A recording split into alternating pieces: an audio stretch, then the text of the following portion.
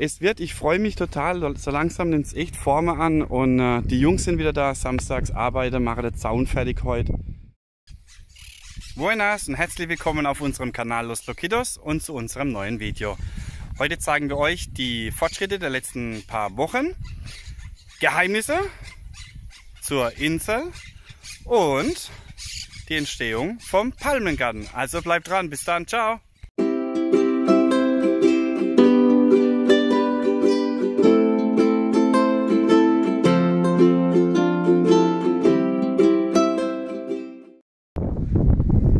Die ersten Touristen sind auch schon da.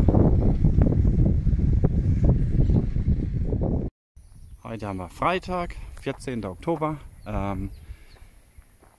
Vor 10 Tagen haben wir den Auftrag gegeben wegen dem Dreiphasestrom und an der Straße stehen jetzt schon die ersten Pfosten für den Dreiphasestrom. Da vorne auch schon. Wie gesagt, das war vor 10 Tagen, die sind wirklich schnell und wir denken, die nächsten 10 Tage haben wir dann hier Dreiphasestrom. Wir haben uns entschieden, hier im Grundstück unseren Strom dann oberirdisch zu verlegen. Das heißt, hier kommen auch nochmal 8 Pfosten rein. Gefällt mir zwar nicht so sehr, aber es kostet das 10-fache weniger, beziehungsweise wenn wir die Kabel in die Erde machen würden, kostet es das 10-fache mehr und das war mir es dann doch nicht wert. Jetzt haben wir 8 Pfosten, die sind ein bisschen kleiner wie die hier und wir tun es so versteckt, dass sie mal in der Nähe von den Bäumen sind, also ich denke nicht, dass sie großartig auffallen werden. Ja, was ist noch neu? Jetzt war der Bagger da, hat endlich die Straße schön sauber gemacht.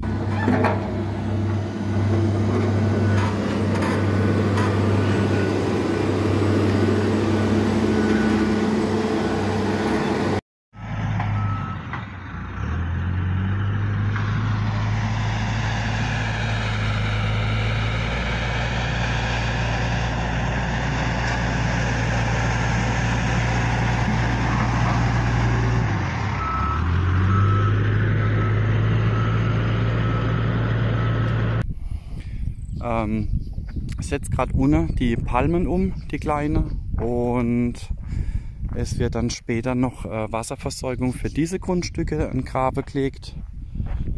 Und jetzt muss ich überlegen, ja genau, die Mauer, unseren Zaun ist fast fertig.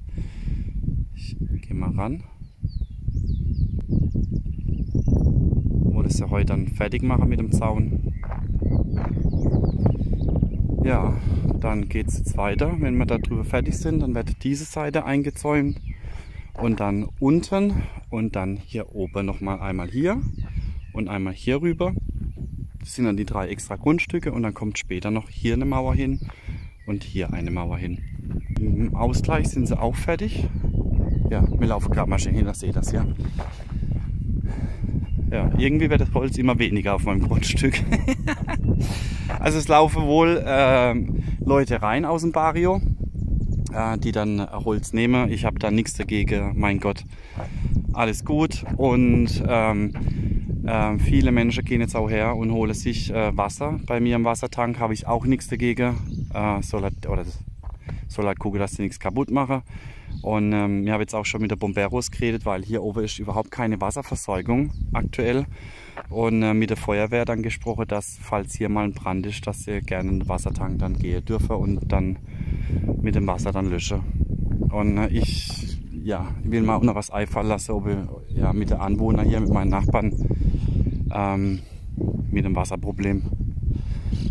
Jo, aber ja, da sieht man der Bagger. Genau. Da hinten arbeiten die Jungs mit dem Zaun.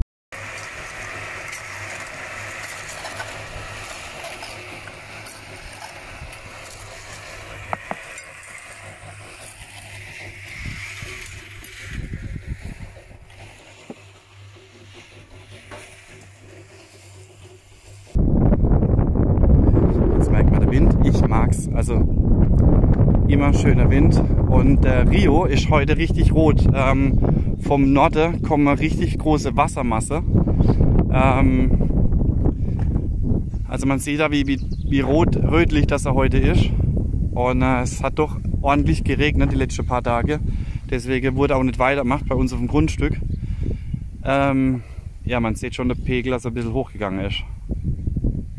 Und jetzt bin ich mal gespannt, was vom Norden noch rauskommt. Das heißt, wir haben hier hinten einen Staudamm und unten noch mal einer. Und dann kann man das eigentlich ganz gut regulieren. Genau. So, jetzt sieht man zum Beispiel da, wo ein Pfosten hinkommen soll für die Elektrizität, hier.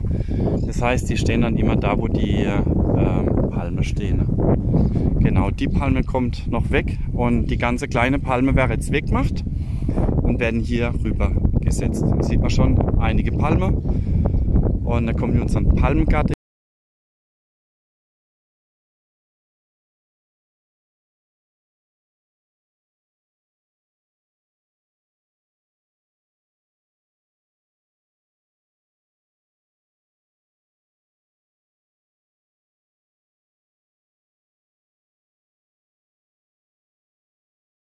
Und da dazwischen kommen natürlich noch ein paar Obstbäume. Das ganze Stück hier. Genau, Termiterhügel. Habe ich auch gerade mit dem Baggerfahrer gesprochen. Die kommen auch noch alle weg. Ja, und dann haben wir es eigentlich soweit. Ja, Parkplatz immer noch da unten fertig gemacht.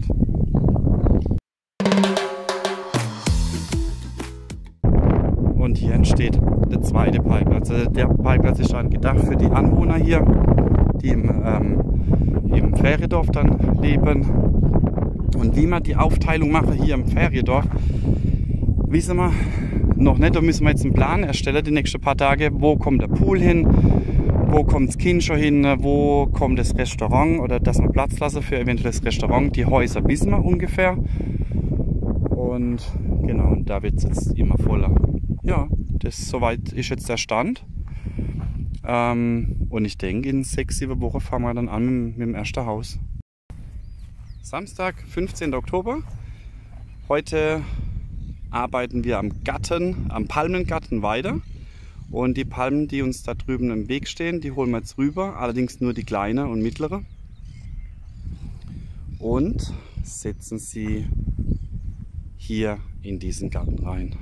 Also es gibt mal später der Palmengarten. Im Palmengarten wäre dann verschiedene Zitrusfrüchte noch angebaut, wie gesagt Limette, Zitrone, eventuell dann noch Orange kommen dazwischen. Ja, Hängematte kommen dann zu den Palmen. Auch verschiedene Palmenarten werden wir hier noch einpflanzen. Es gibt wie gesagt einen ganz, ganz großen Ruhebereich, Gartenbereich, wo man einfach dann ja ein bisschen so die Seelen baumeln lassen kann, ein Buch lesen in der Hängematte oder Musik hören.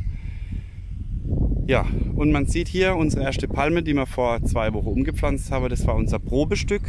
Die Palme hat es doch ein bisschen mitgenommen, aber man sieht, sie treibt neu und wird das Ganze überleben. Und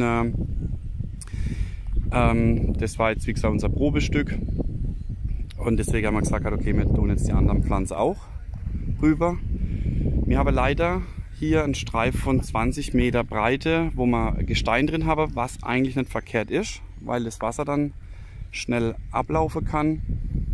Und ja, aber beim Saubermachen ist halt doch ein bisschen ein Problem. Aber wir waren gestern da und so sieht es dann aus, wenn wir dann fertig sind. Ja, und jetzt haben wir Löcher gebuddelt für die anderen 5 Palmen. Und ja, bei der haben wir zum Beispiel unten an der Wurzel haben wir das Gestein reingemacht und dann haben wir mit Erde bedeckt, so, wie gesagt, dass das Wasser halt ablaufen kann. Und wenn man nur Gestein machen würde, dann kann es sein, jetzt im Sommer wird das Gestein heiß und dann verbrennt die Palme unten an der Wurzel. Und dann stirbt sie natürlich ab. Ich freue mich total, so langsam nimmt es echt Formen an und die Jungs sind wieder da, samstags arbeiten, machen den Zaun fertig heute. Jetzt fangen wir dann drüber an. Heute Morgen ist Eisen gekommen, jetzt müssen wir wieder Eisenkörbe flechten und dann wird hier drüber die Mauer gemacht. Die ist nicht ganz so lang, ich glaube nur 220 Meter, die ist 320 Meter. Und dann machen wir hinten zu. Und dann haben wir vorne noch die 2 und dann haben wir das erste Tor, wo wir dann reinmachen und dann können wir endlich die Hunde mitnehmen. Wir freuen uns tierisch drauf. Ja, ansonsten die Kinder haben gestern mitgeholfen. Wir haben jetzt sammeln letztes Holz da vorne alles ein, was auf dem Boden liegt. Liane fallen runter momentan, auch dank des Windes, den wir haben. Und es wird immer sauberer. Und ja, jetzt, wenn wir dann das Wasser verlegt haben, holen wir dann einen Traktor, der uns das Ganze mal durchpflügt. Und dann werden wir auch anfangen einzupflanzen. Und nächste Woche gehen wir in die Gärtnerei, suchen uns die Palme aus, Mangobäume, Papayas. Papayas kommen auch hier rein, genau. Ja, also es wird. Ich freue mich tierisch auf die Zukunft. Ich wünsche euch was und ja, wie schon erwähnt, in 3 Wochen sind wir am größten Oktoberfest und da berichten wir davon, im größten Oktoberfest von Paraguay in Independencia Colonia. Und ja, bis dahin wünsche ich euch ein ganz, ganz tolles Wochenende. Ciao, ciao. Halt, stopp, es geht noch weiter. Und zwar, ich wollte euch noch das Geheimnis dieser Insel erzählen. Ich blende euch dazu ein paar Bilder ein und erzähle euch was dazu. Also, diese Insel gehört aktuell zu Argentinien, noch, weil wir uns vorgenommen haben, die nächstes Jahr zu entern. Also das heißt, wir gehen dann rüber mit der paraguayischen Fahne und dann gehört es zu uns. Späßle. Diese Insel, also wie gesagt, gehört zu Argentinien und wird im Sommer hauptsächlich benutzt von den ganzen Bootsfahrern. Man kann dort schwimmen. Es hat ganz, ganz tolle Strände. Und soweit ich weiß, wie mir gesagt worden ist, gibt es dort auch ein kleines Restaurant oder ein kleines Bar. Natürlich für den Sommer, für einen Ausflug optimal, wenn man ein Boot hat. Versuchen wir anzubieten, oder Ina? Sehr.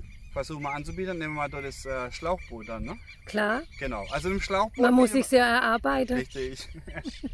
Also im Schlauchboot bieten wir euch dann Ausflüge an. Es sieht ganz, ganz toll aus. Aktuell, wie gesagt, wir haben einen sehr hohen Wasserstand. Das Wasser ist jetzt wieder braun durch den vielen Regen. Aber im Sommer, wie ihr das auf dem Bild seht, es sieht aus wie in der Karibik. Und ich lasse euch jetzt mit einem Bild alleine. Wünsche euch ein ganz, ganz tolles Wochenende und bis zum nächsten Video. Bis dann, ciao, ciao.